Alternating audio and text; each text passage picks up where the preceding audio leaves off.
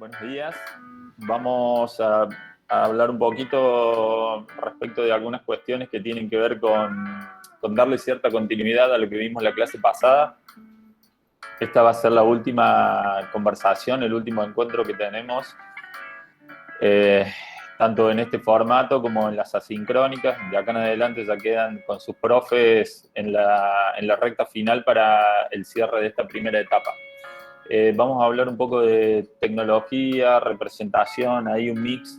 Ustedes ya están grandes y tienen bastante recorrido en la carrera como para poder entender y comprender que no es necesario hablar de una cosa en particular, sino que podamos ser bastante más amplios y aún así construir contenido.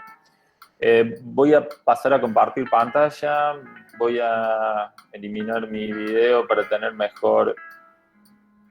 para mejorar los recursos, ¿sí? Bueno, como les dije, tecnología para envolventes y equipo lo hemos titulado, pero hablaremos en general de cuestiones técnicas, tecnológicas, de sistemas constructivos para el proyecto de equipamiento, pero particularmente nos gusta relacionar la representación con esta temática. Particularmente creo que los modos constructivos y los modos de representación tienen mucho correlato, en tanto que entendemos que la representación más como una manera de pensar, es decir, no tanto como un fin, que mucho alarde de eso, se hace en nuestra facultad, en la representación como un fin, y no como un medio, cuando en realidad sabemos que representar, dibujar y construir, en definitiva, son herramientas del pensamiento, ¿no? Bueno, generalmente, como trabajamos con transformaciones de contenidos, es decir, el proyecto de equipamiento es una transformación del contenido de la caja arquitectónica, siempre en base a una preexistencia, como dijimos. Nuestro trabajo tiene algo de escenográfico. Bueno, de allí nuestra preocupación por lograr atmósferas, eso que tanto les insistimos. Y en ese sentido podemos decir que todo diseño de equipamiento tiene como un cierto backstage, como detrás de la escena, ¿no? Que no siempre se nos ofrece como tal, es decir, como lo que realmente vemos en algunos ámbitos, en algunas arquitecturas, puertas adentro. En realidad nosotros vemos la parte frontal, el frente, pero siempre hay un detrás de escena, un backstage, que obviamente el habitante no tiene por qué saberlo, pero nosotros como profesionales sí tenemos que saberlo, tenemos absoluta responsabilidad sobre eso. Entonces digo, eso que no siempre se nos ofrece tal y como lo vemos, tiene un trasfondo, tiene un detrás de escena. Y la caja arquitectónica muchas veces, desde esa mirada, es bastante más honesta que el trabajo de equipamiento. Y aquí la palabra honestidad no tiene que ver con valores éticos o morales, ¿no? Es decir, bueno, no pasa por ahí, sino que pasa por esto de crear y generar atmósferas para transformar ese espacio a partir de sensaciones, de lograr sensaciones en las personas que recorren ese espacio, ¿no? Este detrás de escena puede suponer, como digo, una colaboración entre la caja y el proyecto de equipamiento, o puede ser antagónicos, siempre sería que ocurra lo primero. Entonces, sí, podemos hablar acá de ciertos artilugios o artificios, que esa será un poco la clave de lo que les preparamos para ustedes para hoy, ¿no? Es decir, hablar de artilugios y artificios. Para el caso de las envolventes, entendidas como proyectos de equipamiento, vinculadas como los recursos con los que trabajamos junto con los equipos, que tiene que ver con lo que vamos a hacer foco en este trabajo práctico primero. Decía, para el caso de las envolventes, difícilmente pueden independizarse absolutamente del objeto arquitectónico. Es decir, para resolver correctamente cada caso debemos conocer, por un lado, la capacidad de soporte de esa preexistencia, es decir, cuánto se banca, y lógicamente las propiedades materiales de los recursos que utilizaremos, recursos materiales que utilizaremos en nuestra propia propuesta, ¿no? Bueno, podemos preguntarnos, por ejemplo, cómo es el vínculo que imaginó Foster para posarse sobre esos 200 años de historia, cuando tuvo que diseñar la cubierta acristalada del Museo de Arte Británico. ¿Qué recurso utiliza para que nosotros veamos una superficie alabeada? Digo, uso este ejemplo porque lo linkeo con el primer teórico, y son este y el de la Pinacoteca, dos ejemplos que vimos. Entonces me gusta darle cierta continuidad, en este caso a las imágenes y a los casos, como para que ustedes también hagan el hilo conductor de esto que estamos hablando, ¿no? Y bueno, Sir Norman Foster utiliza claramente dos recursos, ¿no? Primero uno formal, que es el triángulo como elemento estructural que es el de mayor resistencia y el de menos cantidad de lados, lo que favorece y simplifica la construcción en este caso.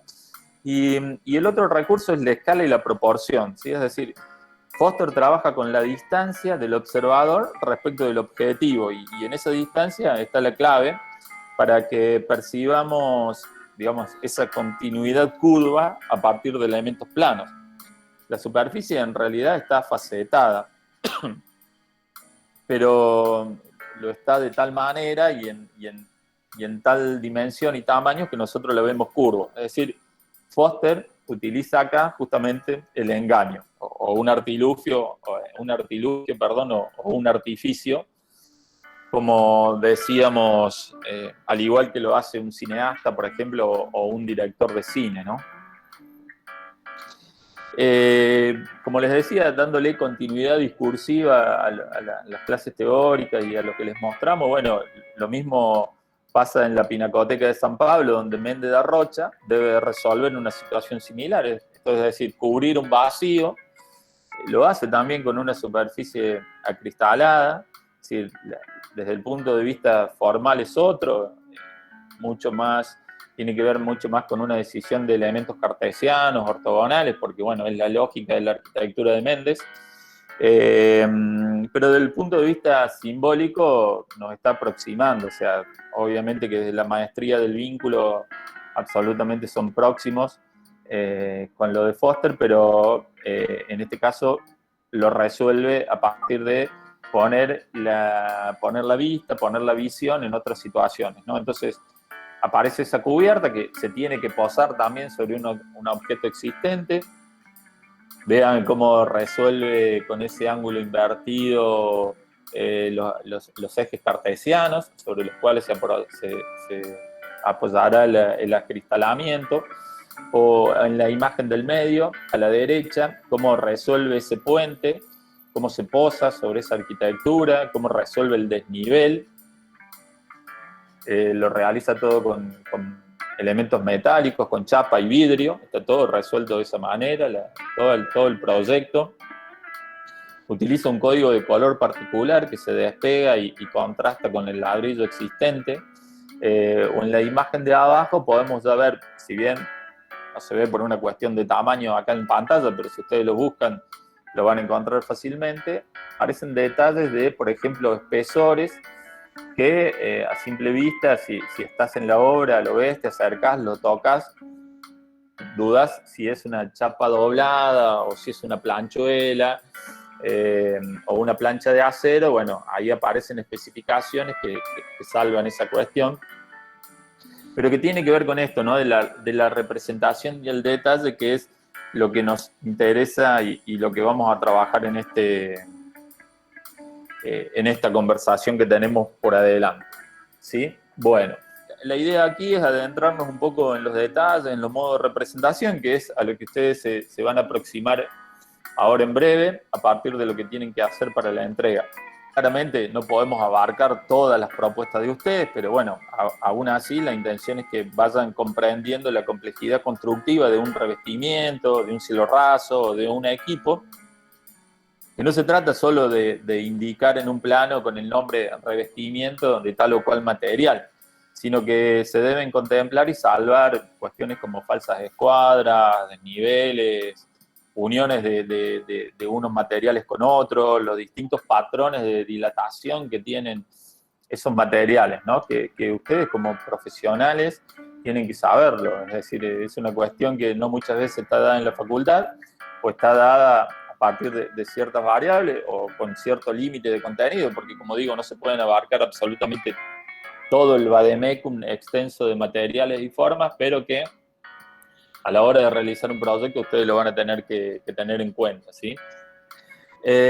Primero quiero anticiparme pidiéndoles disculpas por algunas imágenes que no tienen una perfecta ortogonalidad, pero lo que vamos a ver ahora fue escaneado de un libro bastante gordo, que no lo encontré en PDF, pero ahí les puse en el margen izquierdo está el nombre del libro y el autor. Ustedes seguramente lo van a encontrar mucho más fácil que yo, pero digo, por eso fueron escaneadas y hay algunas deformaciones en las imágenes que pido sepan disculpar.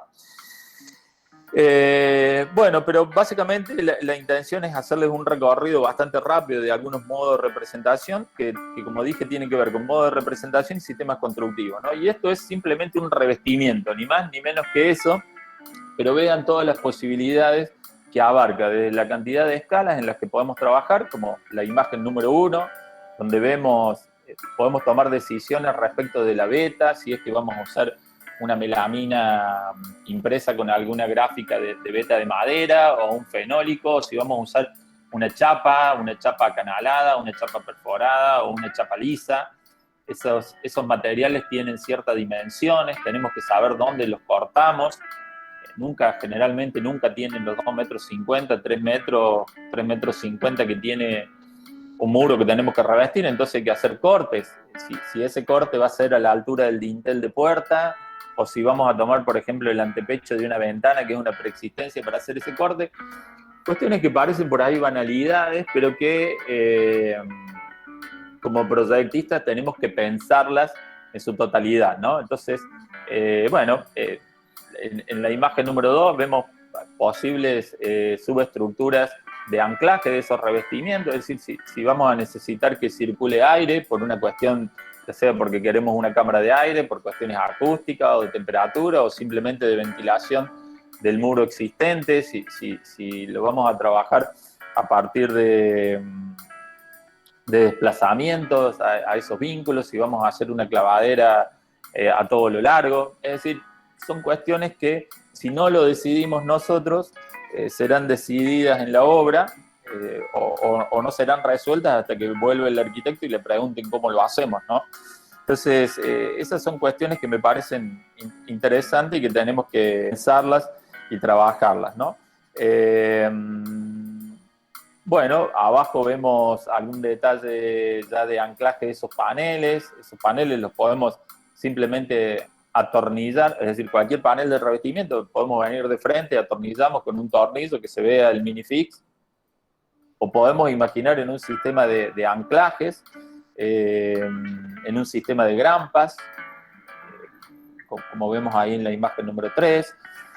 Bueno, en la planta obviamente eso va representado de una manera particular, siempre la existencia como una cuestión de fondo que va con un hatch o en gris, y nuestra propuesta sí va representada, va graficada de acuerdo a la escala que utilicemos.